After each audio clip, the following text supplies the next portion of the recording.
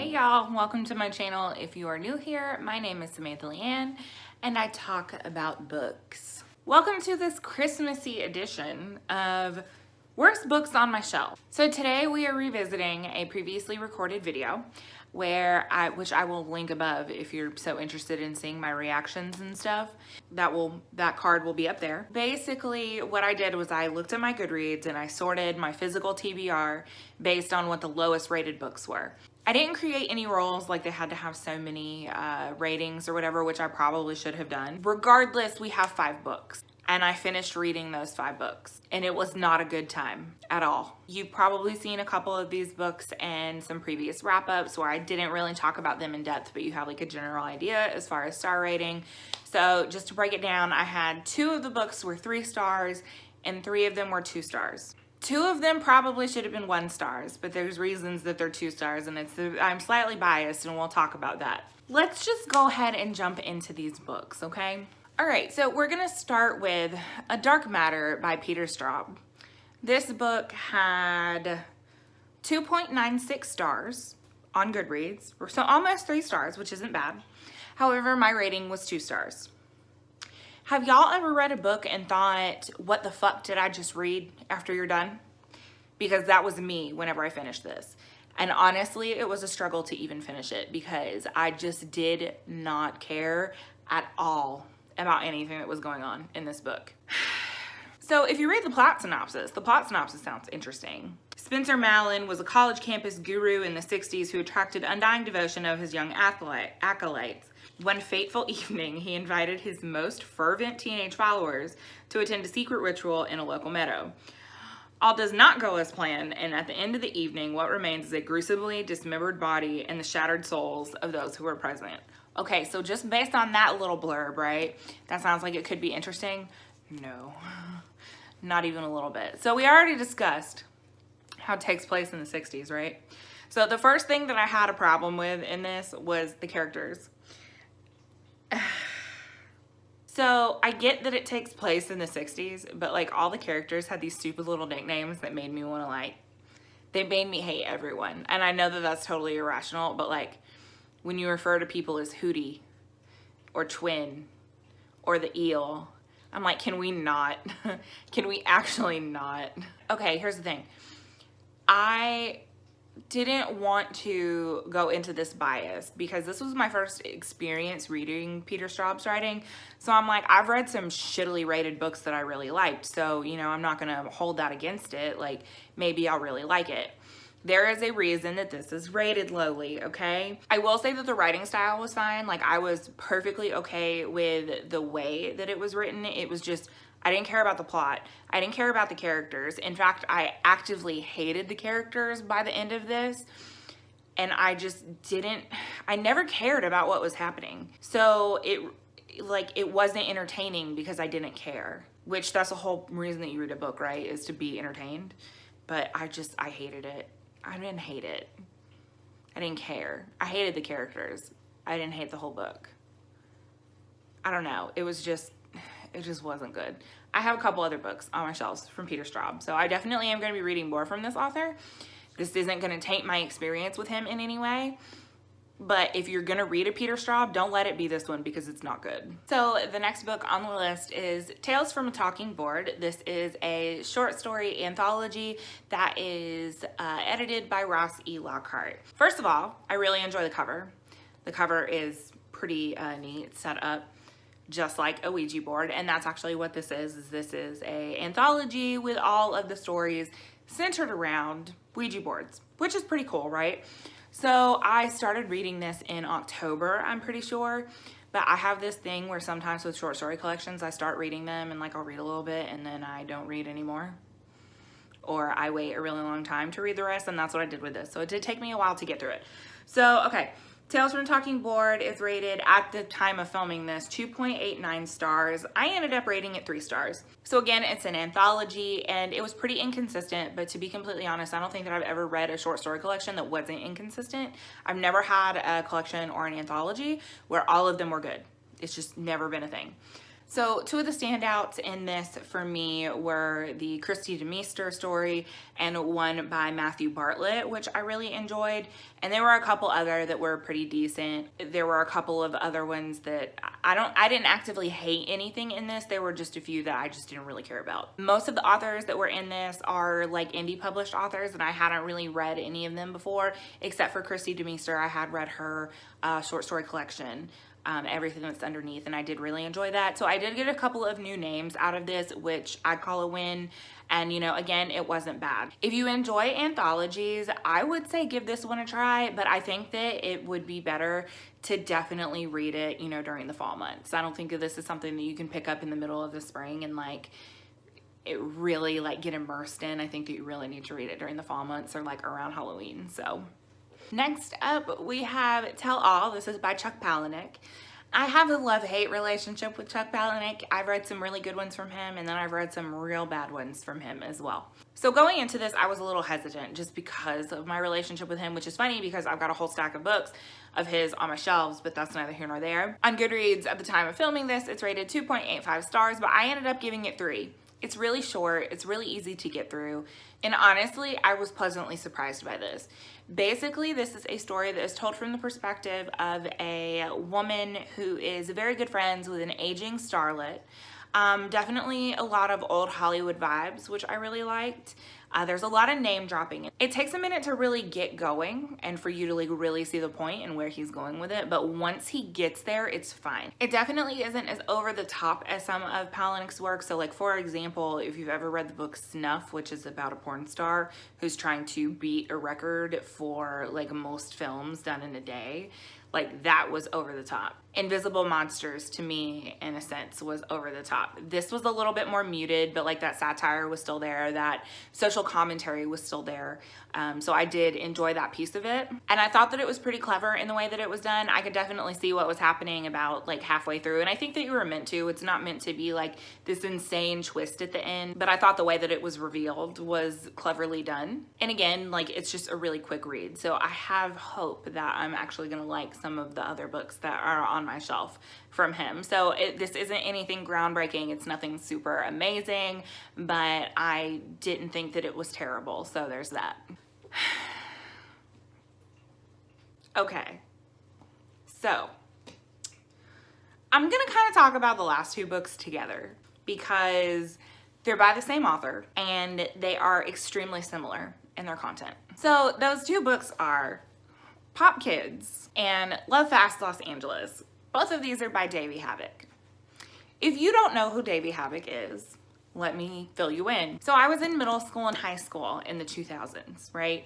So of course, a lot of my favorite bands come from that era. And one of my favorite bands is the band AFI. I've seen them multiple times. I've been listening to them for years and years. I have every album that they have come out with. Including EPs and all of that kind of stuff. I love this band and I will always love this band. Davey Havok is the lead vocalist and lyricist for AFI. And I have always been told that just because you are a good lyricist does not mean that that's going to translate into prose. And in this case, it did not translate well into prose at all. And it was really disappointing. I mean, they're just not good. They're not good. There's just no other way around it. I can put it nicely in saying that it's not good, but I would go so far and it like hurts my heart. Like the emo kid of the 2000s that lives inside me still is like sobbing and like beating on the walls because I would go so far as to call these terrible almost. I rated both of these 2 stars, and the only reason that they got 2 stars is because I'm highly biased, and it's Davey Havok. If this was by an author that I did not know, these would absolutely get 1 star. It's painful, like it's painful, okay? It's so painful. So this one is 2.89 stars on Goodreads, and this one is exactly 3 stars. This one actually just came out this year, and it only has 30 ratings. This one came out in 2012. I don't know how many ratings it has, but so let's talk about what these books are about. We're gonna start with Pop Kids. So Pop Kids is about this group of children, teenagers, who are in some like Northern California, like winery town. They're very like upper middle class. And they create like this film screening, like these parties where they screen old films, right? And it's like The Breakfast Club and I can't remember the other one, like 16 Candles and shit like that. And it's done in a way where they're like, oh yeah, this is like such classics. We're so cool because these are classic movies. And I'm just like, ugh, stop it. Please, God, stop it. First of all, the writing in this book is just not good. There are typos in the actual text. It is indie published, but the entire book felt like it didn't have an editor, which is a problem. Also, let's talk about the length of Pop Kids. This could have easily been shaved down by about 100 pages. A lot of this is just extraneous description, and there's no real plot to guide the story. Every single character in this book is a stereotype, so they don't feel like real people, and they're fucking annoying at that, okay? So you have this 18-year-old, he's vegan, he's straight edge, and I feel like this is partially like autobiographical in a sense. And honestly, if Davey Havok is this pretentious, like if he's this pretentious, then my heart is like totally broken because I sincerely hope he's not this pretentious. So you have like these 17, 18-year-old super pretentious kids that are obsessed with sex and drugs and various other things, right? I had started out annotating this and I gave up because it was just bad. It was just really bad. So I just, you know, again, I said I annotated some of this stuff, right? So I just want to read you some of these annotations so you can kind of like get in the headspace of what I was thinking about as I was actually like annotating this and reading this. And honestly, I only annotated like maybe the first 10 chapters before I was like, no, I can't, I'm done, right? So in the prologue, not off to a good start, are we? Is my note. Also in the prologue, this is starting out feeling very pretentious, trying not to have any expectations. Chapter 1, oh no, that's just gross. Also in chapter 1, punch this kid in the face. This is the line, are you ready? Usually she doesn't go braless, but here in the heat, in the privacy of her living room, her fantastic go-getters are getting time to breathe. To which I wrote honestly in capital letters, honestly. And this is probably like one of my absolute favorites. My husband came home after I was done reading this and I had to read him this line because I was literally screaming, okay, like screeching because it's so bad. Are you ready? I don't think you're ready. I'm just gonna like, okay, just to give you some context, this is a sex scene with two 17-year-olds. Okay, so just, you know, first of all, throwing that out there.